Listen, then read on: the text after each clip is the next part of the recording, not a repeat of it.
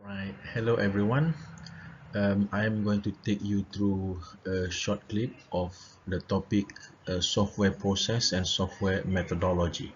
So this is under the course software engineering. So let's with the learning outcome of the course. As usual, I always like to remind students the learning outcome. And for this topic, the learning outcome for you is you should be able to describe and apply object-oriented modeling principles and their purposes. Number two, you should be able to identify the most suitable design pattern to address a given application design problem. And number three, explain UML package, component, and deployment diagram to express the architectural structure of a system. So for this short video, we will just cover the learning outcome number one. Let's begin on the challenges of the system development. Right, we can see that system development can be seen from project reality and project challenges. Yeah. For example, many system development projects have long development duration, which typically range from 1 year to several years. Real-world projects must meet schedule and budget constraints. Now, the project challenge here is how do we plan? How do we schedule and manage the project work without a complete knowledge of what the customer wants and what will happen in the next several years? Yeah, so these challenges are being identified. Example number two. Project reality, many system development projects require collaboration of multiple departments or development teams, right? For example, many large embedded systems involve both hardware and software components and require the software engineering department to cooperate with hardware department. Now, what is the challenge? Well, the challenge is how do we divide the work and assign the interdependent pieces to the departments and teams? And how are we able to smoothly integrate the component produced by the different departments and team? Right? So these are the challenges of a system development. Example number three is what we will do during our tutorial session. System reality, this is the one that I've talked just now. And of course, the example here is that it has a lot of constraint and we need to identify this constraint. Yeah. So how do we solve the constraint or overcome the constraint? Yeah. So you need to do this in order to get and achieve the final customer requirement.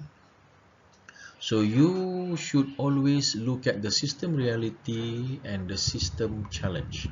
This is the best practice of how we can identify and proceed with our software engineering. Okay. Now, some definition. Software process. A software process is a series of phases of activities performed to construct a software system. Each phase produces some artifacts that are the input to other phases. Each phase has a set of entrance criteria and a set of exit criteria. So there are many books defining this software process. I'm just giving you one example. And how about software methodology? The definition? A software methodology defines the steps or how to carry out the activities. Yeah. So we need to know the process and then we need to know how to do the activities in the process. This table, this slide shows you the comparison between software process and methodology. Yeah. Look at the left column, process, and the right column is the methodology. Take one example. For process, we usually define phases of activity or when to do what. But in the methodology, we prescribe the steps, how to perform the activities. Right? So you are clear on this, right? Another point is, for the process, define entrance and exit criteria for each of the phase. We need to know when to start and when to end. But the methodology describe the procedure, the techniques, and the guideline for each of the steps. Okay, so then only we will know when to start and when to end. And do not dictate representation of artifacts. By methodology, define representation of artifacts. Yeah, we'll discuss on this during the tutorial. The example below shows the processes that we can use. For example, for the methodology processes, for the processes, we can have waterfall process, spiral process, prototyping process, and so on. For the methodology, we have structured analysis or structured design. We have object modeling techniques, some agile methods such as feature-driven development. So all of these are we are going to go through in the later stage of our session. Look at the benefits of methodology. So since this is just the introduction, we need to know what is the benefits of methodology. Number one, it helps the development team to focus on the important tasks and guide the team to correctly perform the task to produce the desired software. Right? Another benefit is the communication and the collaboration. We have teams that work together and we need to collaborate and communicate.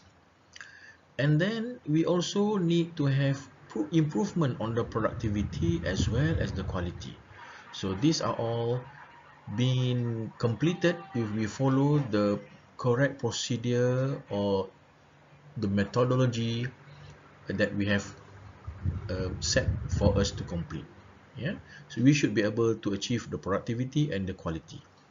But if we have the wrong methodology, this might be slightly difficult to achieve. And the main point here is that we need to fulfill the client or our customers' requirement. Other benefits, for example, forms the basis of process improvement because measurement of software quality and so on need to be identified. We need to measure how good is it. If the system can complete in a short time, then time is the measurable element. Right? Benefits of methodology as well, we look at the process automation. In the beginning, we can start the process step by step, but as time goes by, it is like an autopilot. We can just let it go and do the process. We just monitor until it meets the end stage of the phases or the procedure. And of course, during the methodology, we need to facilitate the training of newcomers. Remember, our project is not just 1 or 2 days. It comes into weeks, months, and maybe years. Yeah, so our staff will come and go. So we need to facilitate training of newcomers to our team. So again, the methodology will help us to properly train our newcomers because they will be able to understand what we are trying to achieve. Now in this slide is just to show you the categories. The methodology categories can be a rational one, participatives, heuristics, and normative. Rational, no connection with the rational software company requirement. It is based on the methods and techniques. Yeah, logical. Yeah? Participative, stakeholder based, and capture aspect of customer involvement. We need to make sure that the customer know what we are doing. Do not let them always asking question but do not have answers. Yeah? So participative. What we do, we must inform the client. Heuristic, it is based on lesson learned. Sometimes as the project goes by, we learn new things. And normative is based on solution or sequences of steps known to do work for the discipline. Normally we do this, the way that we do something is the rule of thumb, for example, so that is normative. All right, so these are the categories of methodologies. Right, so we'll stop here for a while. We'll continue into our next session. Thank you.